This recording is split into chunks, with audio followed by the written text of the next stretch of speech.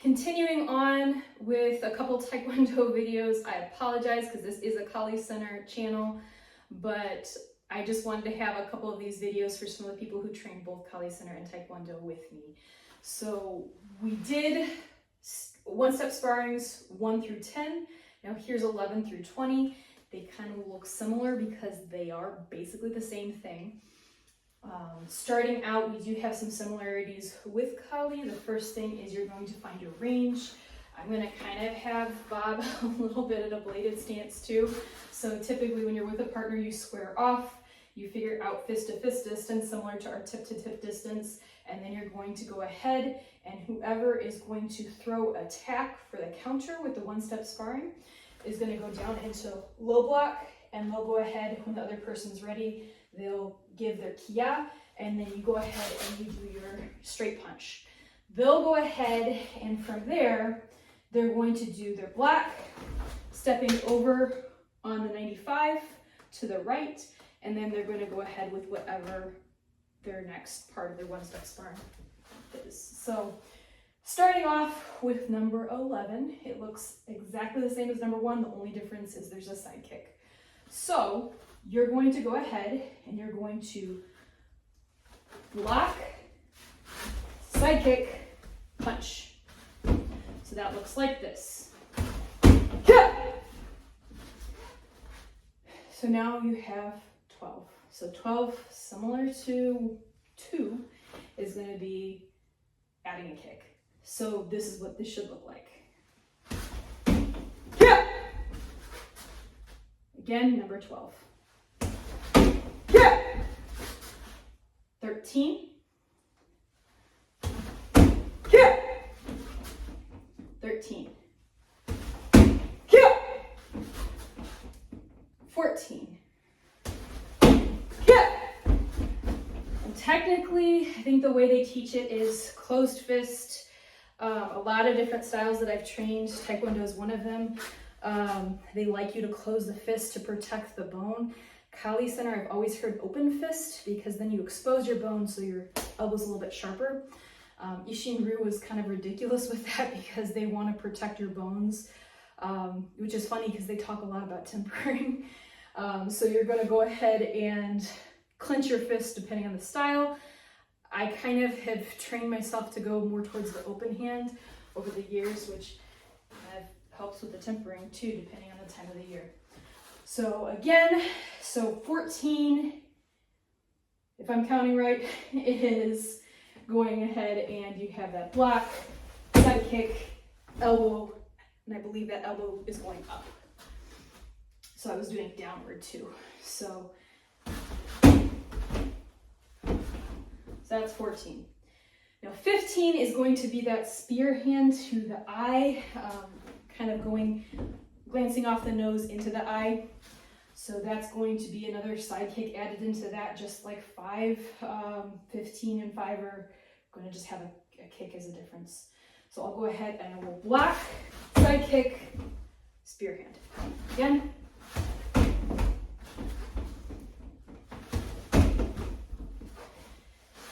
Now we switch gears because we're moving on to 16.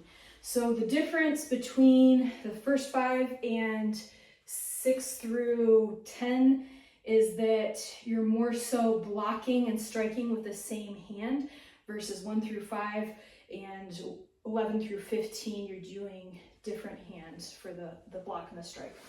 So going ahead, this is going to be 16. 16 is going to be that same block. You're kind of more in a horse stance from there. You're going to do your side kick, back fist. So 16. 16 and 17 is going to be basically the same thing, just with open hand. So this is 17.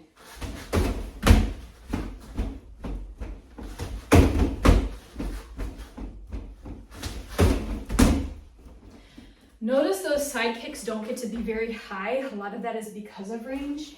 If I was more so out here, I could go ahead and have a side kick, versus if I'm up here, I can more do kind of almost like a crooked kick, side kick, because I'm closer. So moving on, we had 17 again, was this, and we're gonna go to 18. So 18, similar to 8, is that outside entry, and then you're going ahead with multiple strikes from there. So this is the one where we change up the kick. Everything else is gonna be a side kick. This is actually gonna be a roundhouse. And roundhouses kind of depend on who you're listening to, what you're doing, what your purpose is. A lot of times for like more point sparring, we're kicking with the top of the foot. Whereas if you're actually fighting, that's gonna be just like basically a tap to the face almost. So we're gonna more so kick with the toe. That was more of a side kick, but kick with the toe otherwise. Kind of like the Ishinryu squat kick. So going from here, we have number 8, which is going to be set up like this for WTF. It still feels kind of weird to me because it's newer to me. I learned very differently growing up. So you'll go ahead, you'll do that block. You're going to kick with the right leg, roundhouse, 1, 2, 3. So again, number 8. Yeah. Number 8. Nope. So that one I actually messed up on. I went for the face. You might be able to tell we were doing knife the other day in the dojang. Just trying to go for the eyes there. So we're gonna go ahead again for 18. You're going to do your block, roundhouse, straight punch, face. So again, 18. And now we get back to the fun elbows because we have 19 and 20. So these we're switching back to those side kicks. So we're going to go ahead and we're going to get our block for stance, side kick, assisted elbow. That's 19. So again, we have 1, 2, 3.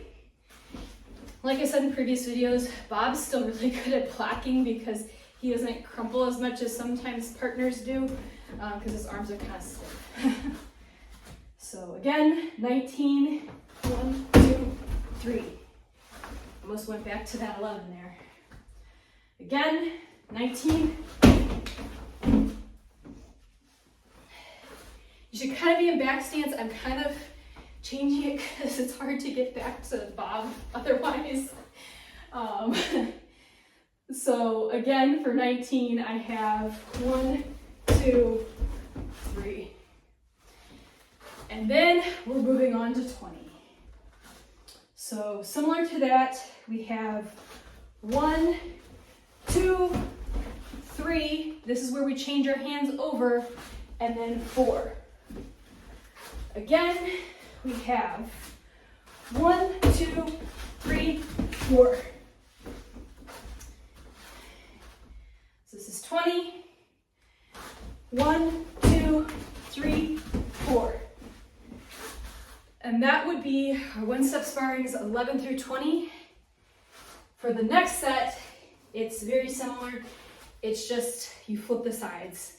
So instead of doing 1, you're going to do